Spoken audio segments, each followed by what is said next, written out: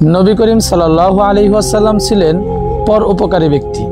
তিনি অন্যের দুঃখ কষ্ট লাঘব করার চেষ্টা করতেন, অন্যের প্রয়োজনে সাধ্যমতো সাহায্য করতেন, অভাবীদের খাদ্য দিতেন, বিপদগ্রস্তদের সাহায্য করতেন, অসুস্থদেরকে দেখতে যেতেন। তিনি ছিলেন আদর্শবান মানব। সাহাবায়ে কেরাম তারাও ছিলেন নবীর আদর্শে আদর্শবান মানুষ।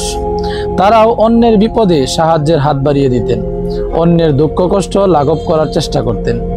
কারণ পর উপকারী মানুষদেরকে আল্লাহ সুবহানাহু ওয়া তাআলা পছন্দ করেন, আর অন্যের উপকার করা উত্তম ইবাদত। হাদিসে রাসূল সাল্লাল্লাহু আলাইহি ওয়াসাল্লাম বলেছেন, সর্ব উত্তম ব্যক্তি সে যে অন্যের উপকার করে। এক ব্যক্তি রাসূলুল্লাহ সাল্লাল্লাহু আলাইহি ওয়াসাল্লামকে জিজ্ঞাসা করলেন, হে আল্লাহর রাসূল, আল্লাহ তাআলা সবচেয়ে বেশি পছন্দ করেন কাকে এবং সবচেয়ে পছন্দের আমল কোনটি?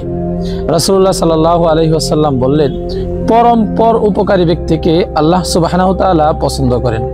যে ব্যক্তি অন্যের উপকার করে, অথবা অন্যের ঋণ পরিশোধ করে দেয়, অথবা লোকদেরকে খানা খাওয়ায়। প্রিয় ভাই, আল্লাহ সুবহানাহু ওয়া তাআলার পছন্দনীয় ব্যক্তি হওয়া সৌভাগ্যের ব্যাপার। কারণ আল্লাহ সুবহানাহু ওয়া তাআলা যাকে পছন্দ করেন, যাকে মহব্বত করেন, ভালোবাসেন, আসমানবাসী জমিনবাসীও তাকে পছন্দ করেন, ভালোবাসেন। তাই আমাদের উচিত আল্লাহ সুবহানাহু ওয়া তাআলার পছন্দনীয় বান্দা হওয়ার জন্য যা যা করা প্রয়োজন তা করা, অন্যের উপকার করা, পর উপকারী মানুষ হওয়া।